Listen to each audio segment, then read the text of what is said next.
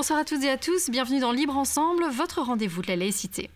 Avant la crise du Covid-19, 750 millions de personnes vivaient dans l'extrême pauvreté. Demain, ce chiffre pourrait s'élever à 1,2 milliard de personnes, des personnes pour la plupart sans protection sociale qui voient leurs revenus fondre avec la crise économique et sociale. Pour notre invité, cette pandémie est un ultime avertissement, un appel à changer notre modèle de développement et il compte bien faire entendre sa voix. Libre Ensemble, Vinciane Colson, Jacques Nizat. Alors cet invité, c'est Olivier de Sutter. Bonsoir. Bonsoir. Et merci d'avoir accepté notre invitation. Vous êtes professeur de droit international à l'Université catholique de Louvain, à Sciences Po Paris également. Et le 1er mai dernier, vous avez entamé votre mandat de rapporteur spécial des Nations Unies sur l'extrême pauvreté et les droits humains. Alors déjà, en quoi consiste finalement cette mission ? Est-ce qu'on peut dire que vous êtes une sorte de lanceur d'alerte ? Alors le rôle de rapporteur spécial est d'alerter effectivement les gouvernements sur leurs responsabilités par rapport aux défis qu'ils affrontent. Les gouvernements parfois préfèrent ignorer les problèmes que de les affronter, ou parfois font de la description des problèmes qu'ils ont à résoudre une description très trompeuse, de manière à ce qu'ils puissent s'orienter vers les solutions qui ont leur préférence. Mon rôle est donc de les appeler à leur devoir, de communiquer avec la communauté scientifique, les organisations de la société civile, pour faire remonter vers le gouvernement les attentes qui se développent au niveau de la société et traduire en fait en propositions politiques les attentes à la fois du monde scientifique et des mouvements sociaux. Et alors, ce mandat, vous l'endossez vraiment à une période particulière, une période critique, vraiment une période de crise. J'imagine que du coup, ça a changé aussi la perception et le travail que vous allez faire. Oui, bien sûr. Alors la crise économique et sociale qui s'annonce par la suite de la crise sanitaire va être absolument dévastatrice. Jusqu'à présent, cet impact social de la crise a été gardé sous contrôle parce que les gouvernements ont mis sur la table beaucoup d'argent pour aider les entreprises, pour développer des programmes de chômage temporaire, pour aider les indépendants à franchir le pas en retardant le paiement de cotisations sociales ou d'impôts. Mais dans quelques semaines, ces mesures qui ont généralement été programmées pour la période de confinement, ces mesures vont être suspendues et vont prendre fin. D'ailleurs, les gouvernements se sont très lourdement endettés et ne pourront probablement pas continuer de soutenir l'économie à bout de bras.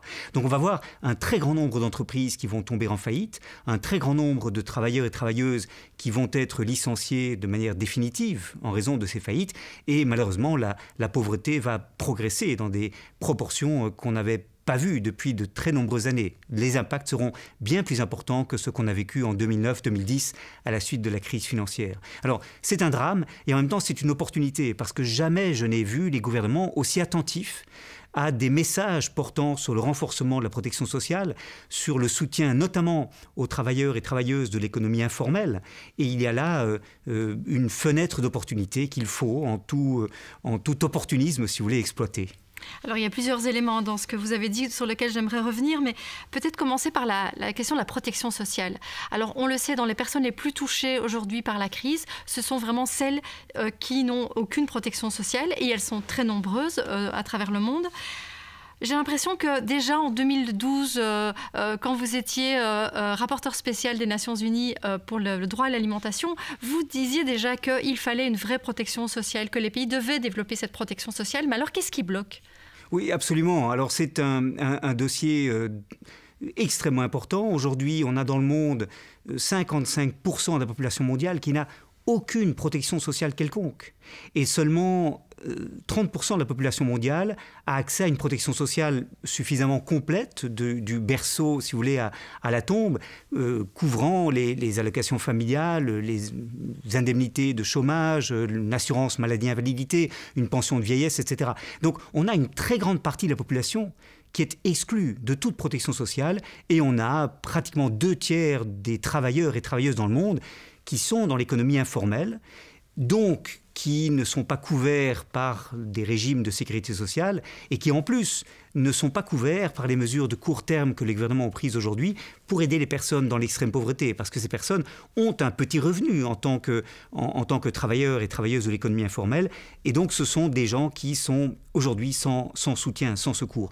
Donc c'est très important. Et le dossier prioritaire pour moi dans les mois qui viennent, cela va être de proposer un nouveau mécanisme international de soutien aux pays en développement pour qu'ils mettent sur pied des socles de protection sociale.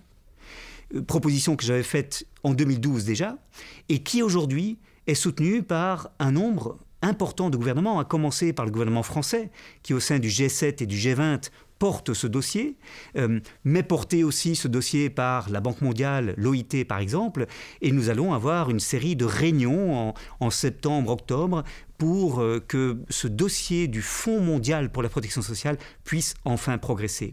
Vous savez, pour financer cette protection sociale, il ne faut pas des montants astronomiques. Si les pays riches donnaient une aide au développement à la hauteur de ce qu'ils ont promis, c'est-à-dire l'équivalent de 0,7% du produit intérieur brut allant à l'aide au développement, ça suffirait pour que tous les pays les moins avancés, les 57 pays les plus pauvres de la planète, puissent garantir cette protection sociale à l'ensemble de leur population. Le problème n'est pas un problème de financement, c'est un problème de volonté politique et de priorité. Alors, vous avez aussi parlé de toutes ces aides à court terme. On le sait, effectivement, tous les gouvernements ont sorti le portefeuille, ont donné des aides vraiment à très court terme. Et on a l'impression que les gouvernements de la majorité des pays manquent d'une vision à long terme. On se limite à des petites aides. On voit les aides alimentaires. On n'a jamais eu autant de files devant les distributions de colis. On est vraiment dans du court terme. Comment expliquer qu'il n'y a pas cette vision à long terme ? Écoutez, il est vrai que la crise montre, je dirais, les nombreuses failles du système de protection sociale qui a été mis sur pied dans beaucoup de pays. Je ne parle pas ici des pays riches comme la Belgique qui ont un système de protection sociale relativement bien développé, encore qui ne couvre pas très bien les indépendants et certainement pas les travailleurs et travailleuses de l'économie informelle. Mais beaucoup de pays ne sont pas du tout en mesure de protéger leur population. Et ils improvisent des mesures effectivement de court terme qui en plus supposent une capacité de la part des administrations publiques qui n'est pas toujours présente. Donc beaucoup de gens passent à côté des mailles du filet ou à travers les mailles du filet parce qu'elles ne sont pas enregistrées convenablement. Et donc, on manque effectivement de ces filets de sécurité que la protection sociale devrait donner. Alors aujourd'hui, c'est l'occasion de dire au gouvernement qu'il faut arrêter d'improviser. C'est un peu comme si on commençait à recruter des pompiers au moment où l'incendie se déclenche. Non, il faut avoir un corps de pompiers équipé, financé, pour intervenir dès le début de l'incendie et non pas improviser des solutions quand l'incendie a déjà pris toute son ampleur. Et c'est cela qu'on est en train de faire aujourd'hui. Oui, pour une transition juste, comme s'intitulera donc votre prochain rapport, donc une transition qui n'oublie pas le côté écologique, la justice sociale, la justice fiscale aussi. Alors, on avait, avant la crise pandémique du Covid-19, on avait face à nous une crise environnementale qui mobilisait beaucoup les gouvernements.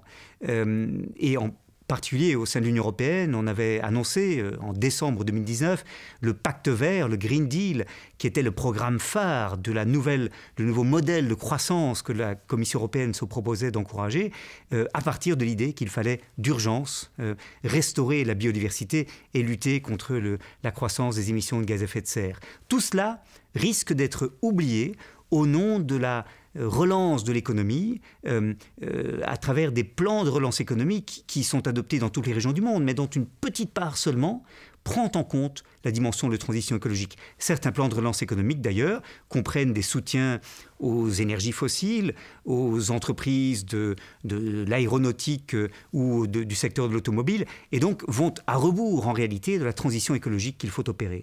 Et donc, mon premier rapport à l'Assemblée générale des Nations unies, qui sera présenté le 21 octobre prochain, c'est un rapport qui appelle les gouvernements à faire les deux ensemble, à la fois à opérer un verdissement de l'économie pour la transition écologique et à lutter contre la pauvreté et les inégalités. Et je tente de montrer pourquoi la transition écologique ne peut pas se concevoir sans la transition sociale et comment la transition sociale, elle peut être favorisée par des investissements massifs dans les énergies renouvelables, dans les infrastructures de transport durable, dans la reconstruction des bâtiments et l'isolation des bâtiments, dans toute une série de secteurs de l'économie verte qui pourraient être créateurs d'emplois et en même temps favoriser l'accès aux biens et services indispensables à une vie décente pour les ménages les plus défavorisés. Alors, quand on vous entend, et vous n'êtes pas le seul à le dire, on a l'impression qu'effectivement, on a un momentum, un moment où si on doit faire changer les choses, c'est le moment ou jamais. Beaucoup l'ont appelé de leur vœu déjà pendant le confinement et après. Et pourtant, là, on a quand même le sentiment que ça ne va pas dans ce sens-là, on va favoriser la croissance économique à tout prix. Les pistes que vous proposez n'ont pas l'air d'être celles qui ressortent le plus aujourd'hui, en tout cas. Il est difficile de se débarrasser d'habitudes de pensée acquises depuis très longtemps.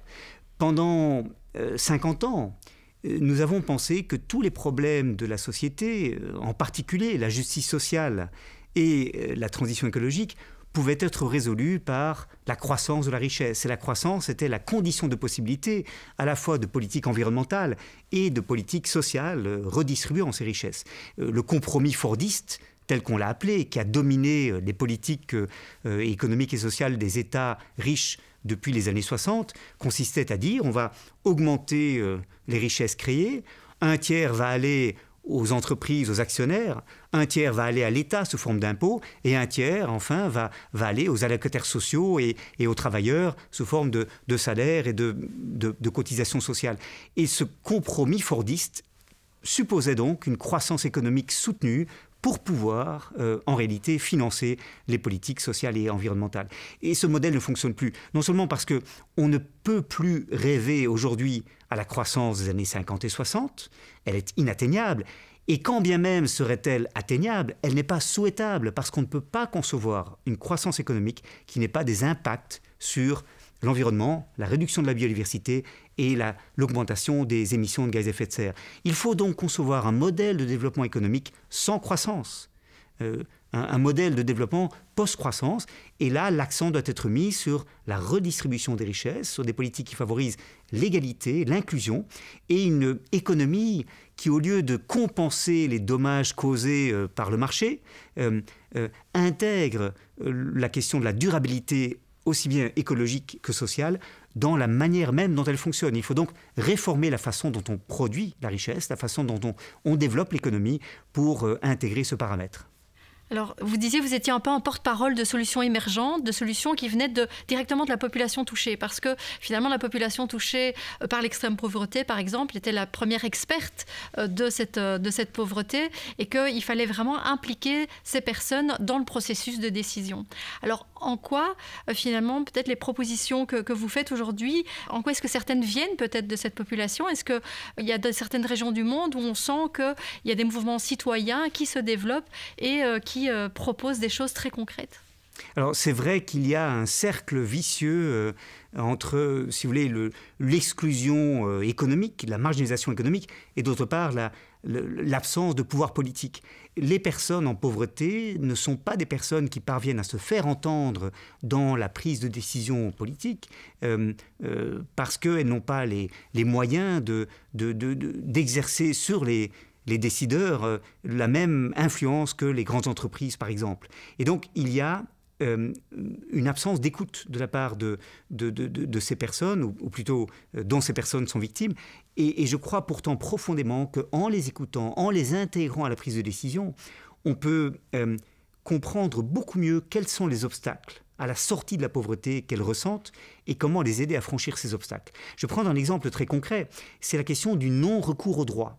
Vous savez qu'on a toute une série d'allocations sociales, qu'il s'agisse des allocations au chômage, des allocations maladie-invalidité, des allocations familiales, etc., qui bénéficient à la classe moyenne, et c'est évidemment une bonne chose, mais dont les personnes en grande pauvreté ne parviennent pas à bénéficier, parce qu'il faut remplir des formulaires complexes, parce qu'il faut une adresse, parce qu'il faut des documents administratifs qui prouvent son état d'indigence, parce qu'on n'est pas bien informé quant aux droits qu'on peut exercer, etc.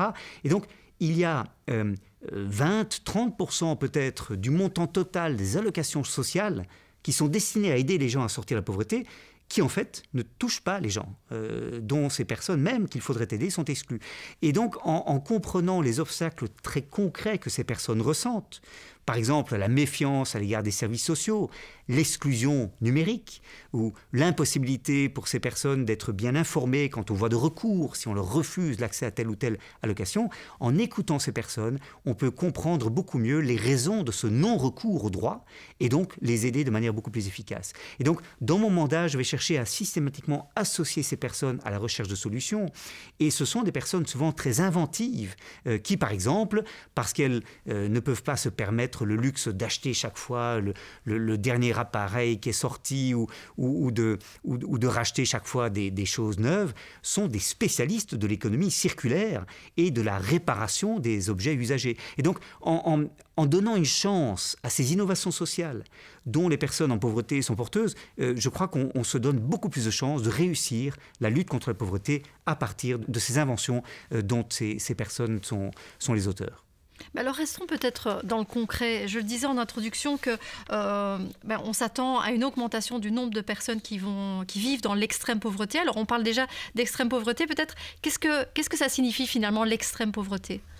Alors écoutez, il y aura plusieurs approches de cette notion et un des enjeux de mon mandat est de rappeler au gouvernement ce que c'est que l'extrême pauvreté. Il y a une définition administrative qui est franchement peu utile et pratiquement ridicule, qui est celle de la Banque mondiale, qui dit « l'extrême pauvreté, c'est la situation de la personne dont le revenu par jour est en dessous de 1,90 $ par jour et par personne pour ce que ce montant pouvait apporter en 2011 aux États-Unis. » Et donc, on utilise un système de parité de pouvoir d'achat pour traduire ce que cela signifie. Et ça signifie, par exemple, qu'une personne dans l'extrême pauvreté aujourd'hui au Portugal est une personne qui a moins de 1,41 € par jour.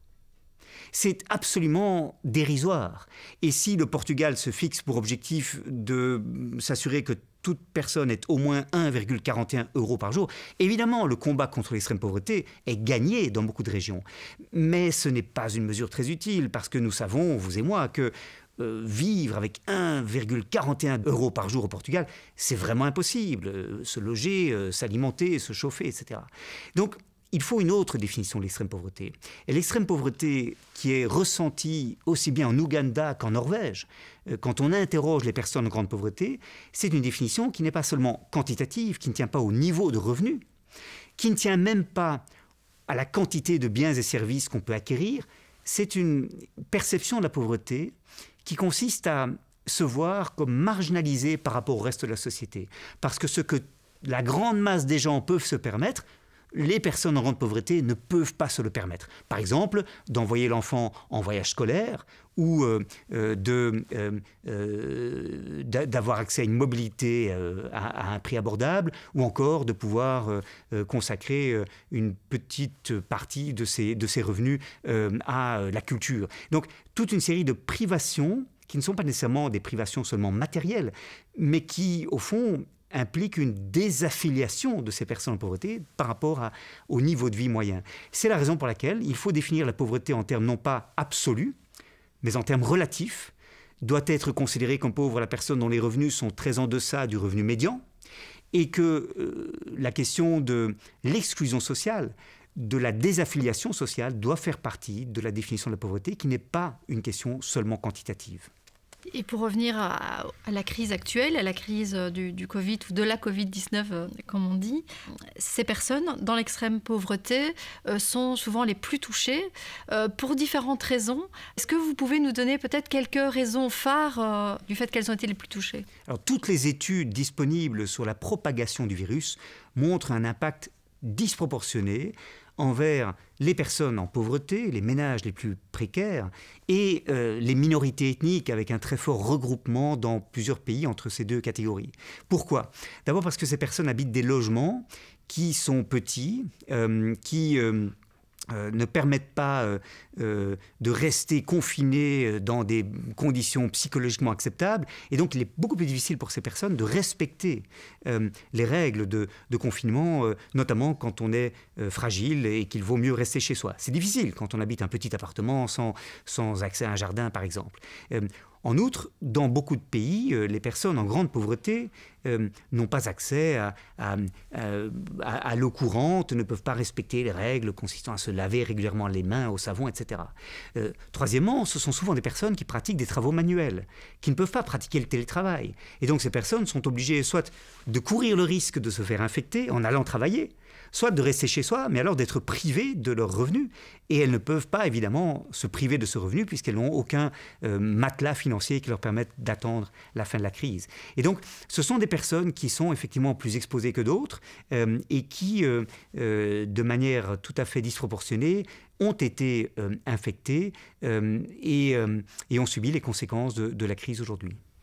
Et si on parle de souveraineté alimentaire, de droit à l'alimentation, on sait que les récoltes ont été plutôt bonnes cette année, mais que le Covid a aussi bloqué certaines exportations. Là aussi, ça va avoir un impact sur toute une série d'agriculteurs dans des régions du monde, l'Afrique par exemple. Oui, alors l'impact de la crise sur les systèmes alimentaires est très paradoxal parce que la prise de conscience qui s'est opérée, c'est que nos systèmes alimentaires sont devenus très très dépendants des échanges internationaux et que lorsque les frontières se ferment, c'est une source de fragilité que cette spécialisation fondée sur l'échange international. C'est évidemment vrai des chaînes mondiales d'approvisionnement qui parfois ont été menacées de rupture en raison de la fermeture de certains ports ou du ralentissement du trafic routier. Mais surtout, cette dépendance s'est avérée à l'égard des travailleurs saisonniers agricoles. Dans des pays comme l'Espagne, l'Italie, le Royaume-Uni, mais aussi en Belgique, surtout en Flandre, on est très dépendant pour les récoltes de l'apport de milliers de travailleurs agricoles venus en Belgique, de Pologne, d'Ukraine, de Bulgarie, de Roumanie. Et ces travailleurs, à un moment donné, n'ont pas pu franchir les frontières internationales. Et les agriculteurs et agricultrices qui dépendaient de cette main-d'œuvre relativement peu chère et qui avaient l'habitude de passer 2-3 mois par an en Belgique, ces agriculteurs et agricultrices se sont trouvés sans solution. Même si on a improvisé des mesures en France, en Belgique par exemple, de mise au travail dans les exploitations agricoles, dans les fermes d'urbains qui ont dû être formés sur le tas à accueillir des fraises ou des asperges, on a dû improviser des solutions. Et donc aujourd'hui, il y a une très forte tendance à aller vers la relocalisation des systèmes agroalimentaires. L'alimentation, comme la santé, est considérée comme un bien stratégique et qui doit inciter les gouvernements à réinvestir dans les chaînes courtes, dans la production locale, pour au fond que l'on produise davantage de ce que l'on consomme et pour que l'on consomme davantage de ce que l'on produit. Aujourd'hui, pour donner simplement un exemple, 66% des céréales panifiables en Belgique sont importées de l'étranger. Nous ne produisons pas les céréales dont nous dépendons pour la fabrication de notre pain. 3/4 des fruits que nous consommons sont des fruits que nous importons de l'étranger, notamment d'Espagne. Et donc, c'est une situation dont la crise a montré la fragilité. Et ça, vous le pointiez déjà il y a quelque temps, mais et aussi dans un rapport qui a été publié, je pense, au mois de juin. Donc, vous êtes coprésident, par ailleurs, vous êtes coprésident du panel international d'experts sur les systèmes alimentaires durables. Et donc, dans le rapport qui avait été publié par ce panel d'experts, vous disiez qu'aujourd'hui, on subsidiait trop l'agriculture intensive, productiviste, notamment en Afrique, et qu'il fallait repenser ces subsides et plus investir dans l'agroécologie. Et donc, j'imagine que quand vous parlez de relocaliser aussi notre production alimentaire, l'agroécologie, ce que vous promouvez aussi en Afrique, c'est un peu ça. Ça veut dire que c'est repenser la manière dont on envisage l'agriculture ici, mais aussi dans des pays du Sud. Oui, alors il y a un grand débat, évidemment, sur la manière dont on doit encourager le développement de l'agriculture, notamment en Afrique, qui a pendant des années subi un sous-investissement dans le développement agricole par rapport à d'autres régions du monde. Et la tendance dominante aujourd'hui est de reproduire le modèle dit de la révolution verte. Et la révolution verte, c'est quoi? C'est une manière de produire en agriculture qui repose sur une irrigation de masse, sur l'utilisation d'engrais chimiques et de pesticides, sur une mécanisation très forte, l'utilisation de tracteurs, et enfin sur des variétés, des semences industriellement fabriquées qui sont des semences dites à haut rendement. on appelle ça aussi des semences hybrides qui sont entre les mains de grandes firmes semencières. Malheureusement, ce modèle de la Révolution verte, bien qu'il ait pu augmenter la production dans certaines régions, a des conséquences environnementales très problématiques en encourageant les grandes monocultures qui opèrent au détriment de la santé des sols. Et malheureusement, ce modèle de la Révolution verte ne bénéficie pas aux plus petits agriculteurs et agricultrices qui travaillent dans les zones les plus difficiles, dans les zones les plus reculées, qui ont des petits lopins de terre à cultiver, parce que ces paysans, ces petits fermiers ou fermières n'ont pas le capital qui leur permet d'acheter ces intrants, d'acheter ce tracteur, d'agrandir leurs terres pour faire des économies d'échelle, et donc sont perdants dans ce type de révolution. Et donc l'agroécologie, qui est une manière de pratiquer l'agriculture avec moins d'intrants, avec une diversification des cultures qui permet de se passer de pesticides et d'engrais azotés, qui permet de produire une très grande diversité de choses dans la parcelle pour le bien-être de sa communauté, de sa famille que l'on nourrit à travers ces productions, c'est un modèle qui est extrêmement intéressant à explorer, d'autant plus qu'il permet de détacher la production agricole des énergies fossiles. Et c'est extrêmement important d'opérer progressivement cette dissociation, parce que sinon, cette dépendance de la production de notre alimentation sur le pétrole et le gaz va être insoutenable à moyen terme. Et donc, avec beaucoup d'autres, nous promouvons l'agroécologie et nous pensons que l'on doit investir bien davantage dans les transferts de connaissances qui vont permettre aux techniques agroécologiques de progresser rapidement, notamment en Afrique. Oui, donc ça veut dire que l'agroécologie, justement, c'est pas que pour l'Afrique non plus, c'est pour l'ensemble de... Enfin, les pays développés, les pays riches ont tout intérêt aussi à investir dans l'agroécologie. Bien sûr. Alors la Commission européenne a annoncé une nouvelle stratégie alimentaire, de la ferme à la fourchette, From Farm to Fork, le 20 mai 2020, et elle a annoncé dans cette stratégie alimentaire que beaucoup d'organisations appelaient de leur vœu, un soutien plus grand à l'agroécologie.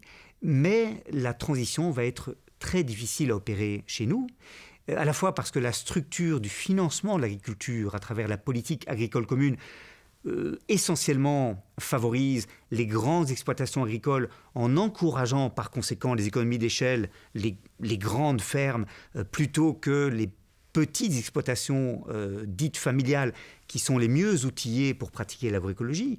Et c'est quand même des montants très considérables qui sont en jeu. On ne peut pas du jour au lendemain retirer cet argent aux agriculteurs et aux agricultrices. Et deuxièmement, parce que l'agroécologie est plus intense en main-d'œuvre, elle est très économe en intrants, mais elle est exigeante en travail. Et aujourd'hui, le travail coûte cher.